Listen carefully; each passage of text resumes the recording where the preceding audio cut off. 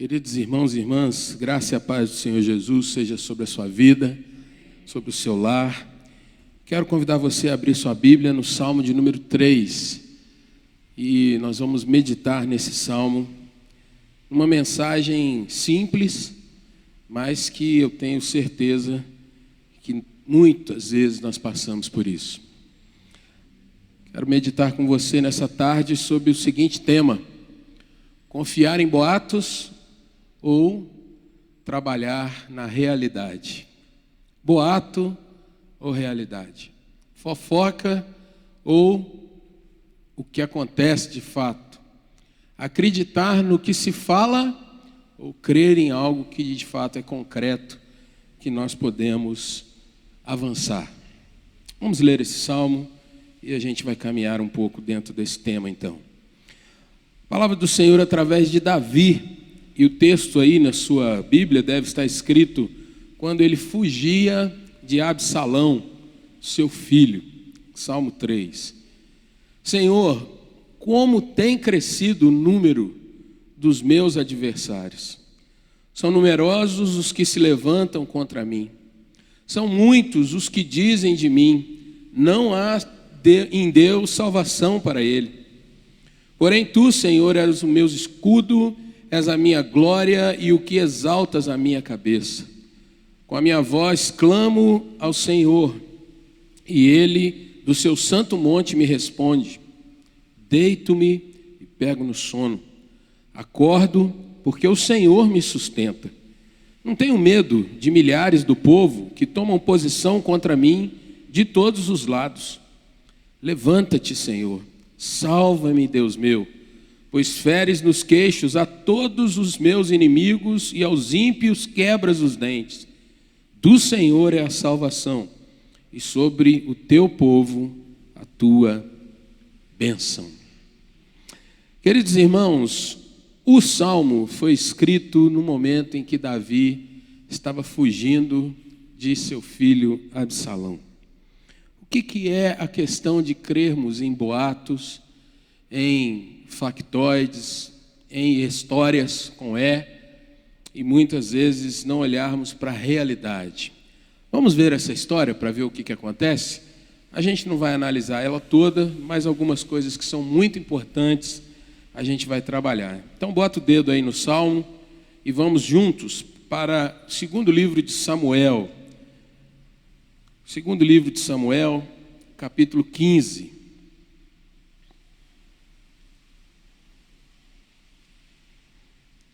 Se você encontrou, diga um amém aí. Se você não encontrou, diga um me espera.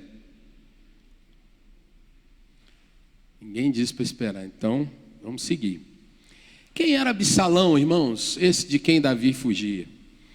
Absalão era um dos filhos de Davi. E a palavra de Deus diz que Absalão era um homem extremamente bonito, muito visto e admirado dentre o povo pela sua beleza física. Porém, Absalão também já carregava, nesse capítulo de número 15, de 2 Samuel, já carregava sobre si uma história muito pesada. Ele, para vingar uma violência que a sua irmã sofrera, ele mata o seu meio-irmão, Aminon. Se você quiser ver essa história depois, você vai até o capítulo de número 13 de 2 Samuel, que você vai poder ver todo esse relato. E por conta da morte desse meio-irmão, Absalão foge da presença de Davi, fica cerca de 2 anos sem ver o seu pai, e o seu pai, amando o filho, chora por ele, até que por conta disso, por esse amor de Davi, Absalão consegue voltar para perto de Davi e numa casa um pouco distante, ele está na mesma cidade que Davi, mas ele tinha no seu coração o desejo de ser o rei de Israel, de tomar o trono de seu pai. Nesse capítulo de número 15, irmãos, nós vamos ver que Absalão trama contra Davi um ato para que ele seja reconhecido como rei de Israel. Não é alguma coisa que acontece da noite para o dia. Se você olhar no versículo de número 7 aí do capítulo 15, você vai ler aí que durante 4 anos Absalão trama contra Davi, e dia após dia ele vai agindo e se insurgindo contra o reinado de seu pai. O que ele fazia, queridos irmãos?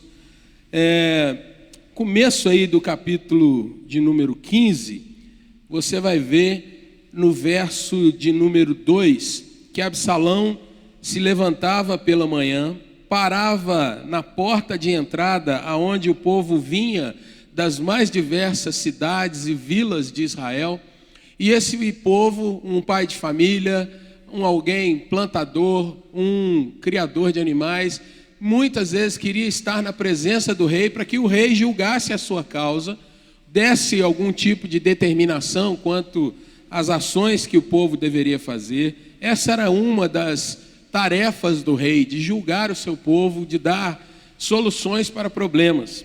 Mas o que acontecia, que você lê no verso 2? Absalão ia para o lugar onde as pessoas deveriam passar e perguntava: você vai fazer o que diante do rei? E aí, o final do verso 2 diz: da onde você vem? Eu venho da cidade tal, da tal tribo. E aí Absalão diz no verso de número 3, olha, a sua causa é boa, é importante, porém não tem quem te escute lá na presença do rei. O rei não pode julgar a sua casa.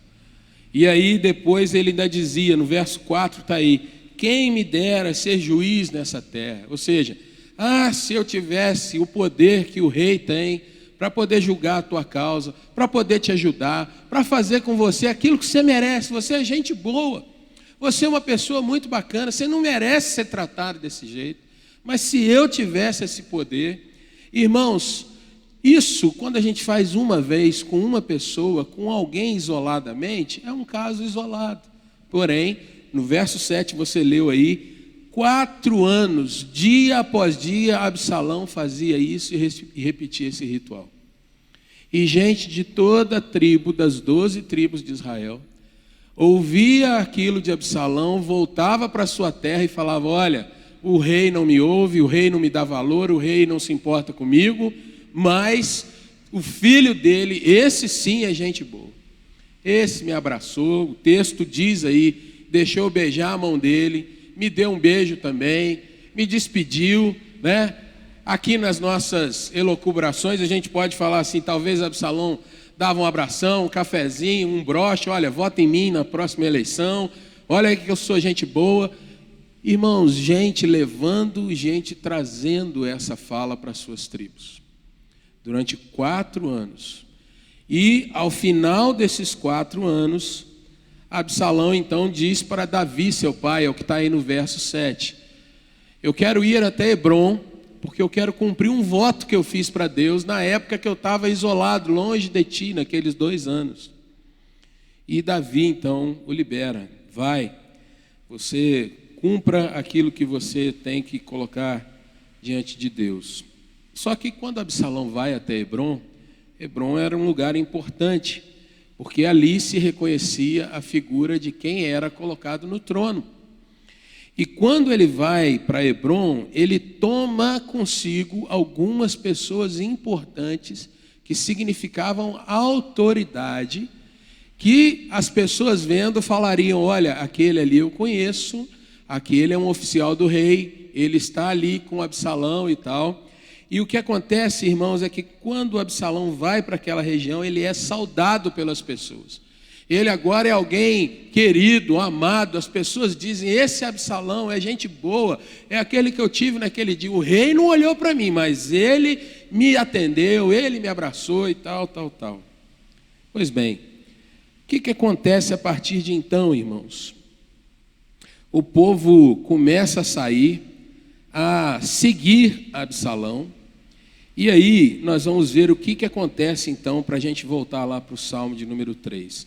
Verso 13 aí do capítulo 15, um mensageiro vai até Davi e olha o que ele diz para Davi: todo o povo de Israel segue decididamente a Absalão. Disse, pois, Davi a todos os homens que estavam com ele em Jerusalém: levantai-vos e fujamos, porque não poderemos salvar-nos de Absalão. Dai-vos pressa a sair, para que não nos alcance de súbito, de surpresa, lance sobre nós algum mal e fira a cidade a fio de espada. Então os homens do rei lhe disseram: eis aqui os teus servos para tudo quanto determinar o rei nosso senhor. Saiu o rei e todos os de sua casa o seguiram. Deixou, pois, o rei 10 concubinas para cuidarem da casa. Tendo, pois, saído o rei com todo o povo após ele, pararam na última casa. Todos os seus homens passaram ao pé dele, também toda a guarda real e todos os geteus, 600 homens que o seguiram de Gate, passaram adiante do rei. Vamos voltar lá para o Salmo agora, Salmo de número 3. Essa é a história, queridos irmãos. Veja, Absalão não era rei, mas estava agora dominando o povo que o queria e exercendo influência sobre esse povo, e o povo o aclamava, mas Absalão não tinha sido ainda aclamado e, de fato, declarado rei. Porém, a oposição diante da figura do rei era grande.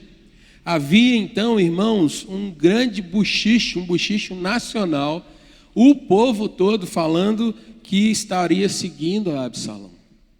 E quando Davi ouve essa questão, ele sai da sua posição, mas Davi não sai apenas ouvindo o que diz o povo.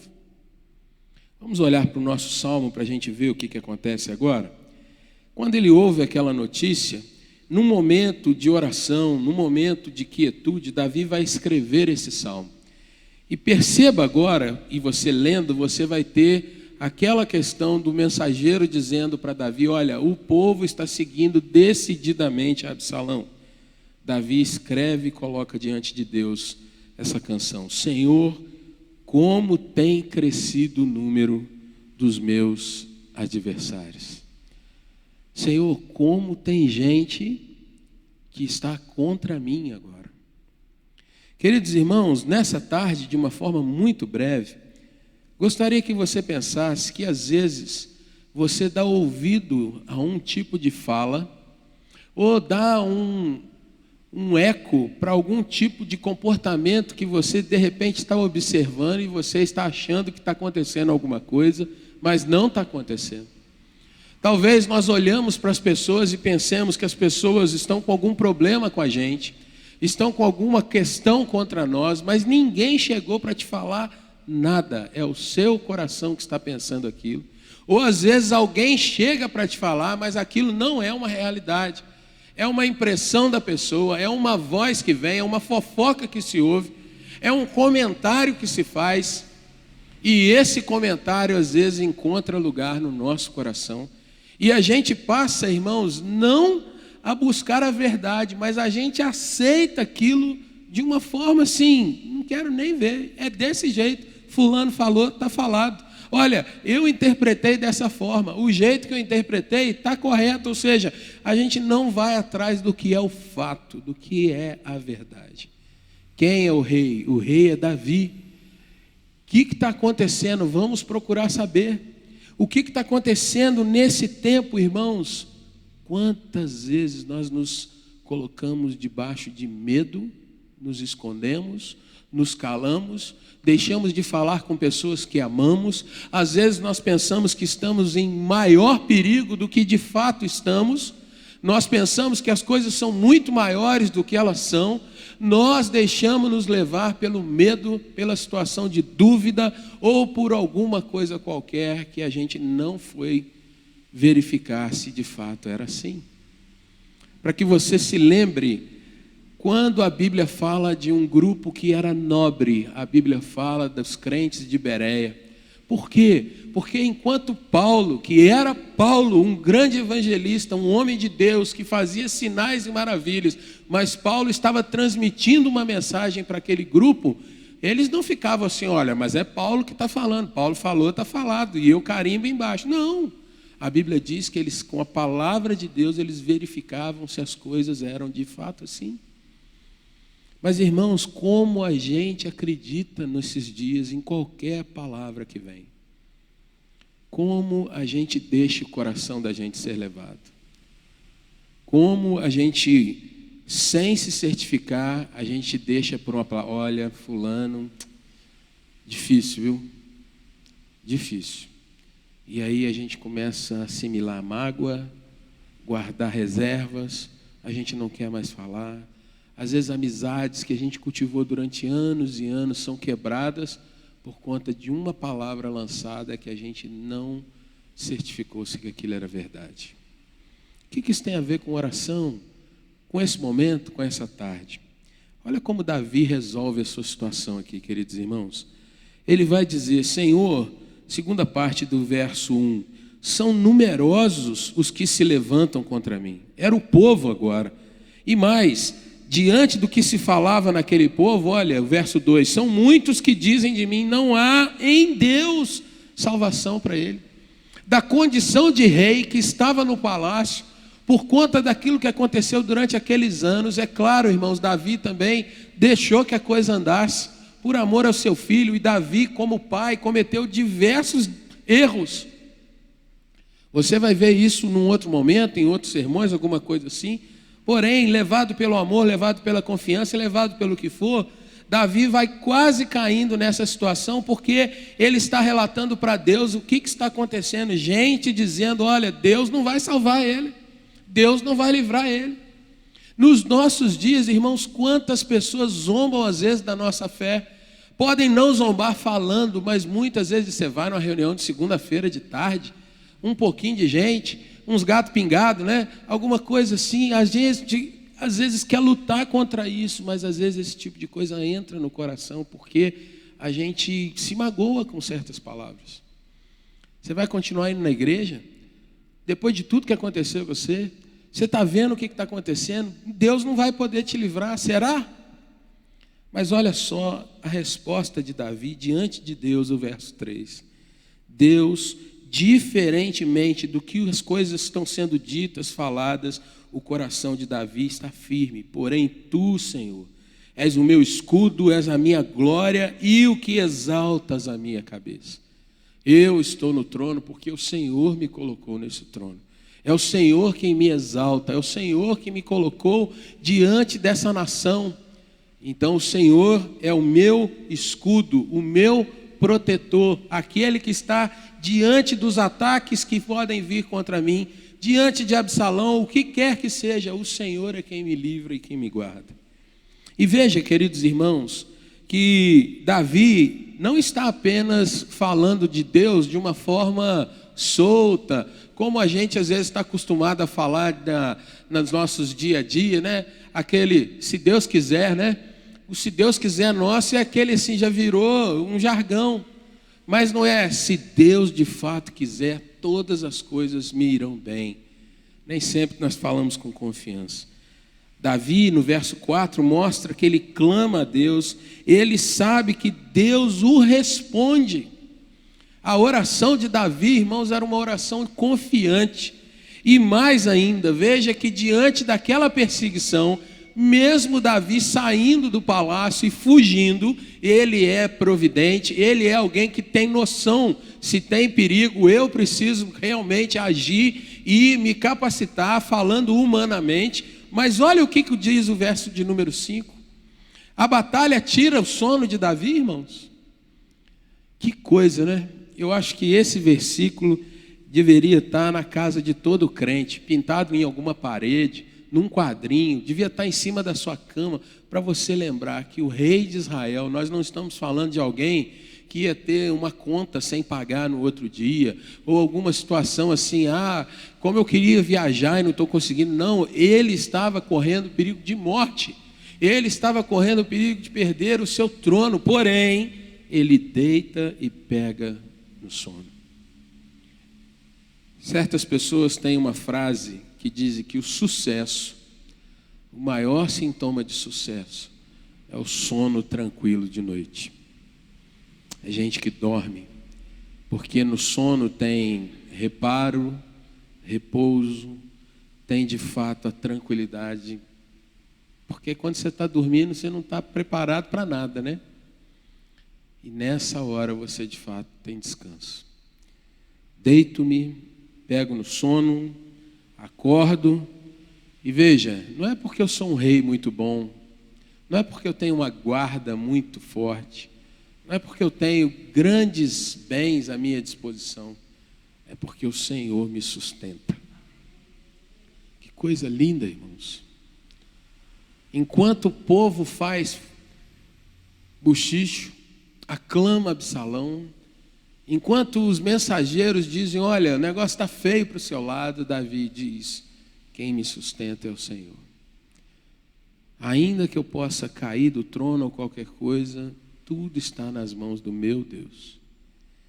Irmãos, olha a palavra dele para aqueles milhares que seguiam Absalão, verso 6. Não tenho medo dessa gente. Eles podem vir a me ferir e me matar, mas eu não tenho medo desses que tomam posição contra mim de todos os lados. Eles não me provocam temor, porque Davi, irmãos, de fato era alguém que tinha um coração postado nas coisas do Senhor.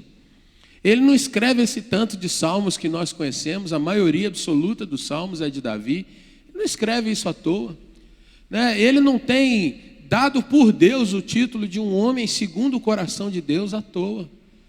E Davi, irmãos, se você prestou atenção no começo da leitura, não combinei nada com o pastor Pedro, mas ele leu um outro salmo de um outro momento que era Davi fugindo de novo agora de Saul.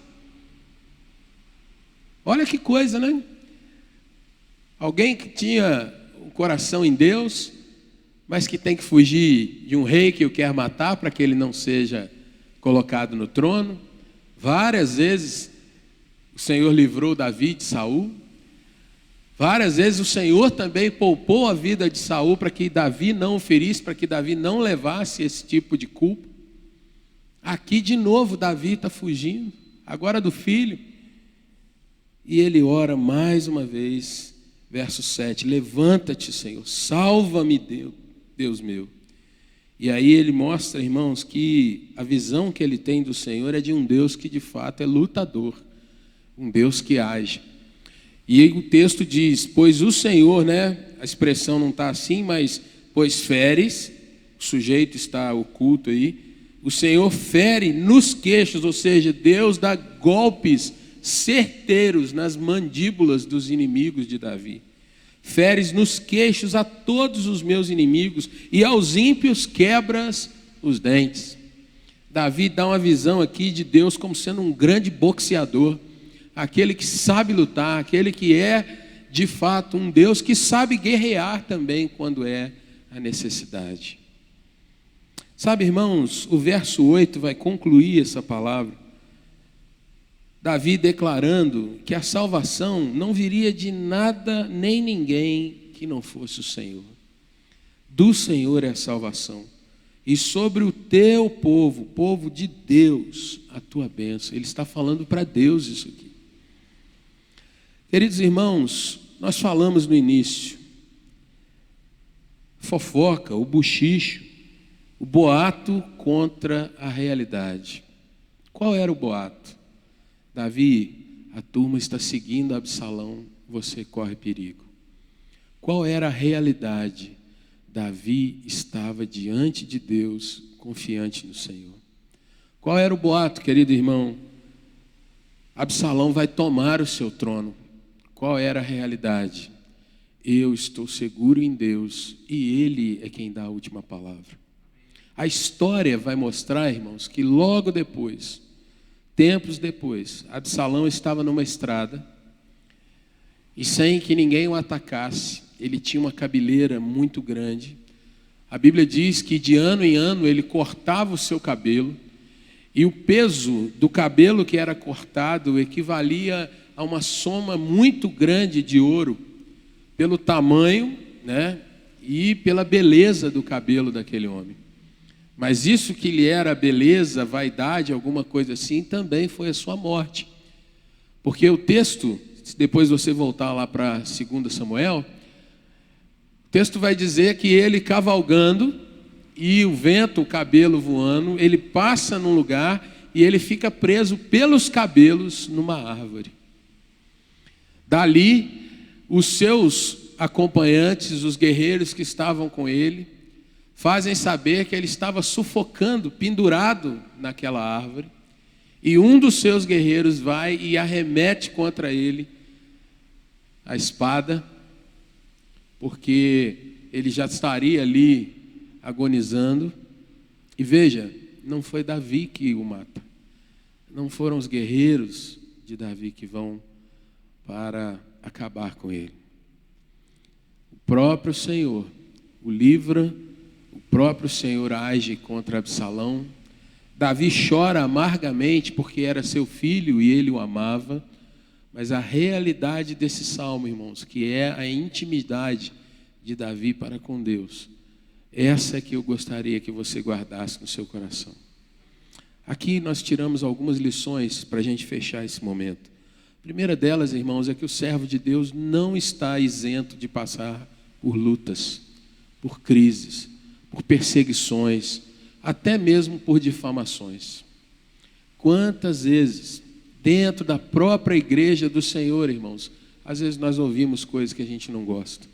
Às vezes a gente se levanta para falar mal de liderança, fala mal do ministério, fala mal do seu trabalho na igreja, né? Mas esse grupo, não sei, esse pessoal é meio esquisito, meio estranho, esse pessoal não faz nada direito.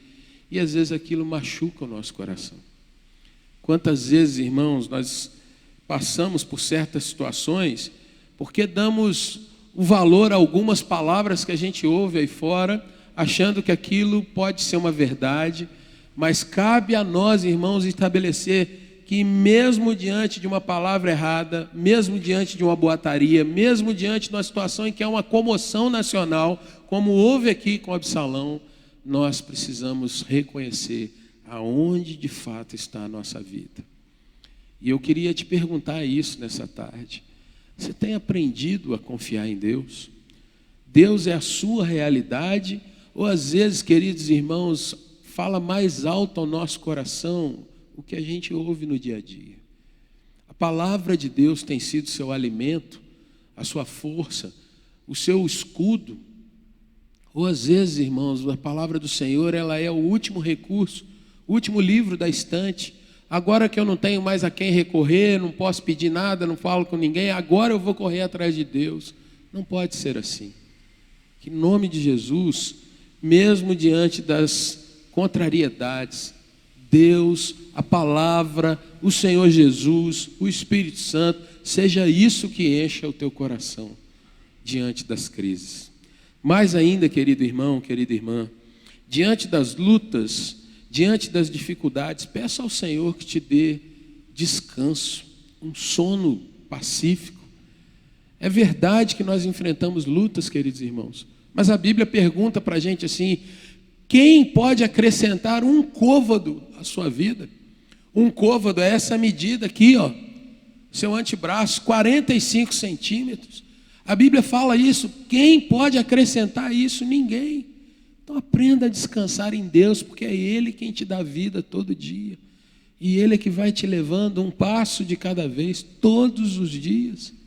Então aprenda que esse texto não é apenas um texto poético, mas é a declaração de alguém que dizia: eu deito, durmo, eu acordo, porque Deus é o meu refúgio. Nós precisamos aprender a confiar. E confiar, querido irmão, é soltar. É dizer: Senhor, está nas tuas mãos. E por fim, queridos irmãos, mesmo diante das oposições, dos desafios, vamos aprender a declarar todos os dias: Senhor, levanta-te, age na minha vida. Confio em Ti e te peço que o Senhor lute a minha batalha, a minha guerra, porque eu sei que o Senhor é capaz de ferir todos os meus inimigos. E aqui, queridos irmãos, inimigos espirituais e inimigos físicos, as dores e as lutas que enfrentamos, mas também o inimigo das nossas almas, que nós não podemos ignorar, que ele está agindo e trabalhando para nos derrubar, mas precisamos ser perseverantes em Deus, e não naquilo que ele fala, o nosso inimigo, mas no nosso Senhor. De tudo, irmãos, que o verso 8 seja a palavra que você leve no teu coração. Do Senhor é a salvação, e sobre mim, que sou povo dele, a bênção dele a cada dia. Vamos orar? Quero te convidar a orar por você em primeiro lugar. Normalmente nós oramos por tantos outros, tantos motivos, mas se tem algo que eu tenho aprendido ao longo da caminhada, irmãos, é que em primeiro lugar eu preciso colocar a minha vida no altar do Senhor. Ter certeza, convicção da salvação em Cristo. Certeza de que a minha vida de fato não me pertence, mas pertence a Jesus. E eu queria convidar você a trazer para o seu coração, para a sua memória, as palavras de Davi. Talvez você ouvindo isso, você fique pensando: puxa, como eu queria dormir assim, ter paz para descansar. Quero te dizer que o Deus de Davi está aqui nesse lugar hoje. Ele é o seu Deus também. E você pode pedir ao Senhor um sono tranquilo cada noite. Pedir que Deus esteja guardando sua casa, seu lar, todos os dias. O Deus de Davi está nesse lugar.